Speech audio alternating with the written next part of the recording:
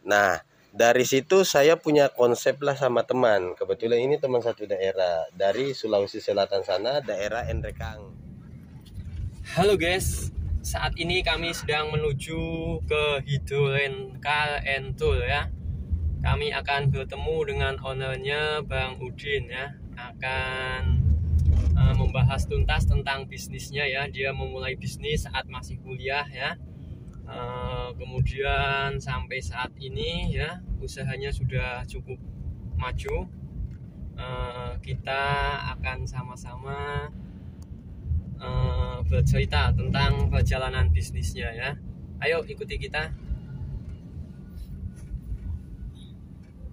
Ya, inilah perjalanan kami menuju Hidrorencal Entul ya. Sebentar lagi kami akan sampai di garasinya ya. Itu sudah kelihatan garasi dari Hidro ya. Kita akan memasuki garasi Hidro. Ini suasananya ya. Kayaknya laris nih, mobilnya tinggal sisa sedikit, itu ada 1, 2, 3 ya. Oke. Nah, ini Hidro ini pemiliknya adalah masih mahasiswa di salah satu perguruan tinggi ya, dan sudah tergolong sukses ya, mempunyai usaha rental.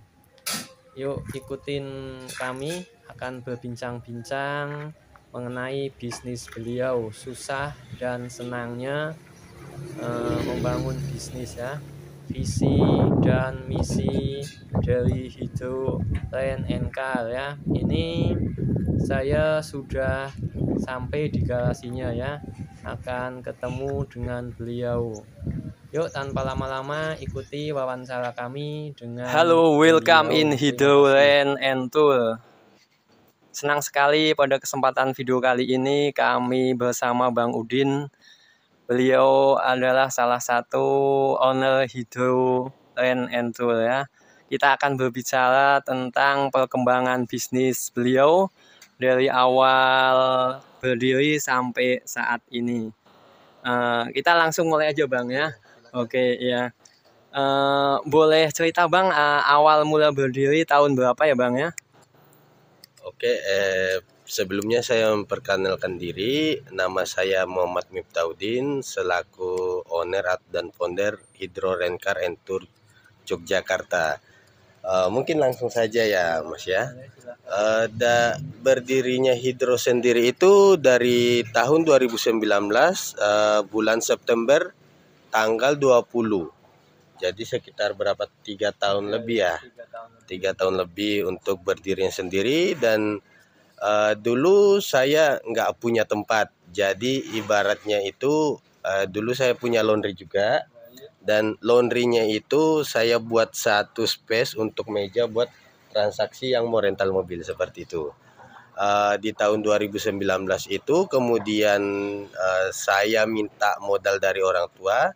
Tapi memang model pertama itu sekitar 60 juta. Tapi dari awal nggak di-ACC sama orang tua. Nah, saya lobby-lobby lagi, kemudian dikasih modal sekitar 60 juta dengan catatan biaya kuliah untuk lanjut magister S2 itu saya tanggung sendiri seperti itu. Jadi apa namanya? Setelah itu dengan modal 60 juta saya mulai DP 1 unit Avanza Mas. Jadi gitu saya DP 1 unit Avanza. Dan ternyata buka rental itu nggak gampang. Karena pertama saya mencoba buka rental dengan belum adanya pasar seperti itu. Jadi belum ada segmen pasarnya, apakah mahasiswa atau liburan ke Jogja atau yang berdomisili di Jogja sendiri. Nah, dari situ saya punya konsep lah sama teman. Kebetulan ini teman satu daerah dari Sulawesi Selatan sana, daerah Enrekang. Saya punya konsep sama teman. Waktu itu kan kita konsepnya memang suka hobi sering ngumpul, sosialisasi. Nah, di situ kita rekrut mahasiswa-mahasiswa, ayo ngopi di sini seperti itu. Dari berbagai fakultas, dari berbagai daerah. Nah, disitulah kita dikit-dikit mencoba memasarkan jasa kita, jasa transportasi kita. Mantap. Ya, nah setelah berjalan tim kita bentuk tim di sini. Jadi setiap teman-teman tim ini yang bawa customernya ke kita, kita kasih fee sebesar 25.000. Jadi ibaratnya kalau mahasiswa pada zaman 2019 itu udah senang, misalnya 25.000 per hari dikali berapa hari dan dikali berapa orang, kan otomatis lumayan buat pemasukan mereka. Buat uang jajan bagi mahasiswa, iya, uang jajan. Jadi lebih dari mulut ke mulut ya, Iya. pendekatannya ya seperti itu Iya, ya. lebih Oke. dari mulut ke mulut. Luar biasa kegigihannya, kerja kerasnya, ketekunannya dan kesabarannya perlu kita contoh Bang Udin ya. Kemudian kan di tahun 2019 kemudian ada pandemi Covid. Nah, bagaimana Anda mensiasati bisnis Anda supaya bisa bertahan sampai saat ini? Bukannya banyak teman-teman yang lain pada tumbang ya, maaf, bangkrut gitu, tapi kolaps ya. Tapi usaha Hidro ini malah makin maju dan makin sukses kayaknya, alhamdulillah ini. Oh ya, jadi untuk masa kita bertahan di COVID dan memang semua orang ibaratnya sekitar 70% lah yang bergerak di bidang usaha itu kolaps ya Mas ya. Jadi kalau kita waktu itu memang mau nggak mau ya harus pengajuan restruktur atau penundaan angsuran di leasing selama 6 bulan.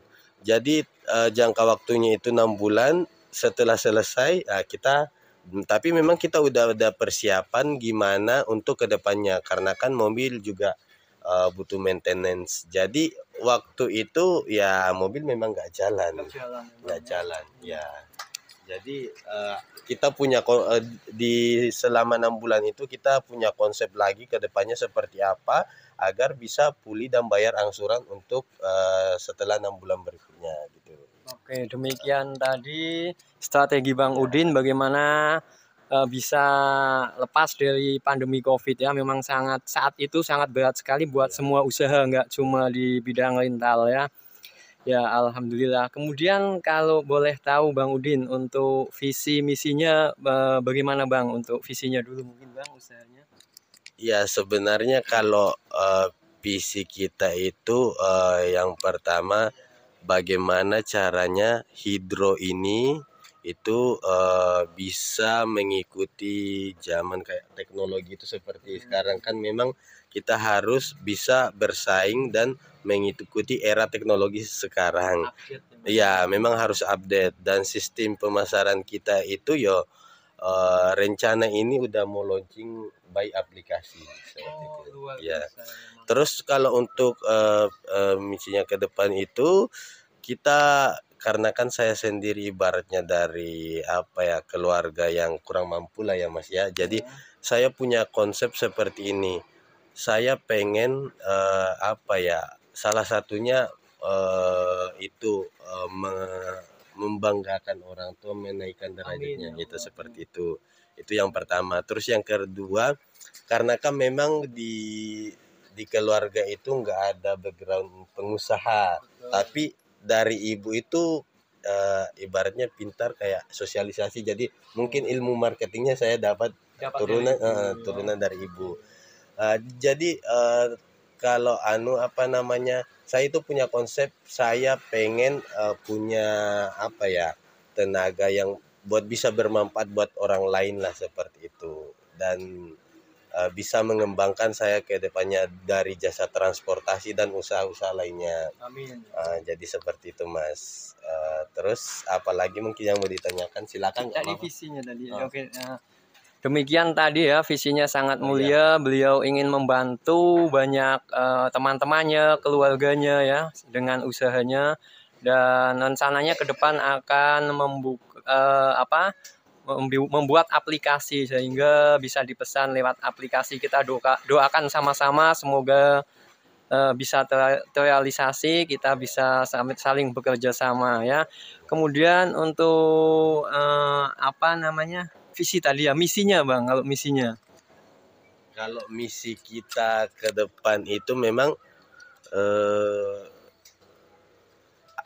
misinya apa ya? Hampir sama sih Ya hampir sama sih ya memang, karena kan memang kemarin kita juga sempat kolaps, hampir agak kolaps, tapi ya seperti itulah namanya usaha ya. Jadi ini struktur organisasinya kita benahin semua karena baik dari masalah internal dan eksternal, namanya suatu perusahaan adalah yang misalnya kendala-kendala seperti itu, baik dari internal perusahaan kita atau karyawan kita yang mencoba untuk memanipulasi data, main di belakang lah istilahnya, tidak baik. Makanya ini visi yang lama memang, visi dan misi yang lama memang kita tinggalkan karena nggak sesuai sama apa ya konsep kedepannya seperti itu. Kita udah terapkan seperti itu dan ternyata memang agak menyimpang, dan ini memang prosesnya kita untuk ibaratnya bisa dibilang dari awal lagi lah untuk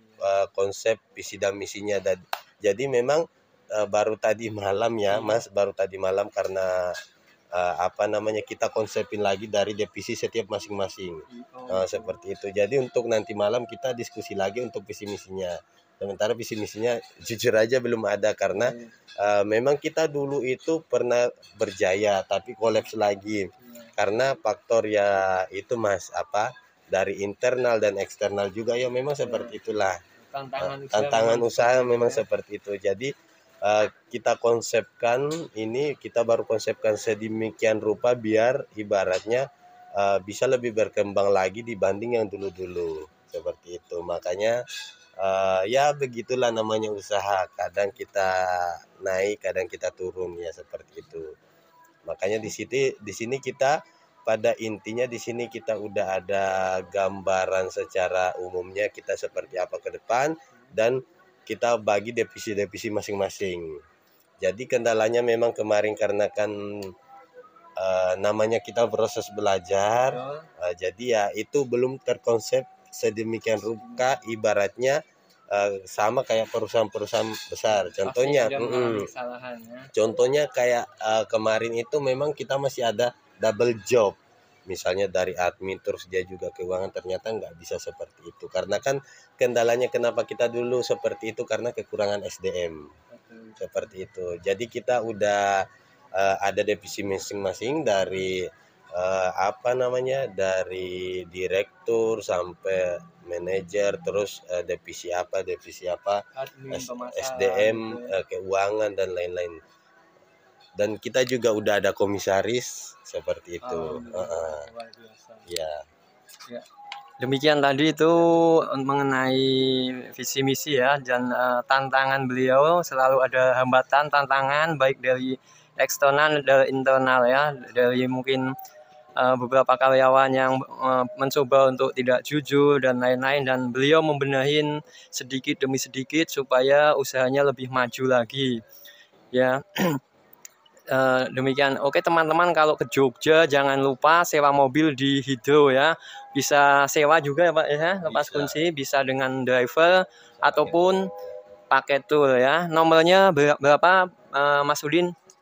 Kalau untuk nomor adminnya sendiri 0823 330, saya ulang ya, mohon maaf, 082 333, jadi tiganya 4 kali, 05747 itu nomor admin yang bisa dihubungin kalau mau pesan mobil atau paket tour. Kita itu melayani paket tour apa Jawa dan Bali ya. Mungkin ada lagi Mas pertanyaan? Oke, sementara kayaknya cukup untuk saat ini ya. Tadi itu nomornya, jangan lupa teman-teman kalau ke Jogja sewa mobil di Hidro ya. Atau ada grup juga, mau city tour juga bisa hubungin nomor tersebut, nanti saya taruh di linknya di bawah ya. Hidro Land and Tour ya, bisa city tour di Jogja ataupun di Bali ya, nanti akan diorganize sama timnya, kemudian Bapak Ibu tinggal menikmati perjalanannya ada. Terima kasih banyak waktunya. Ya sama-sama Mas, ya terima kasih juga sudah wawancara seperti itu. Oke, mudah-mudahan kami doakan usahanya berjalan lancar ya kan, tambah maju, tambah sukses ya kan. Demikian tadi teman-teman video kami dengan owner hido namanya Bang Udin, asli dari Sulawesi Selatan ya Bang ya. Jangan lupa subscribe channel kami ya, NBN Fortuna ya.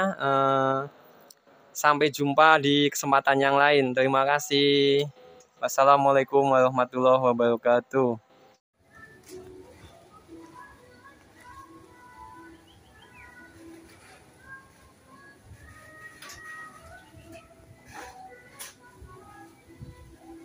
Halo Mas.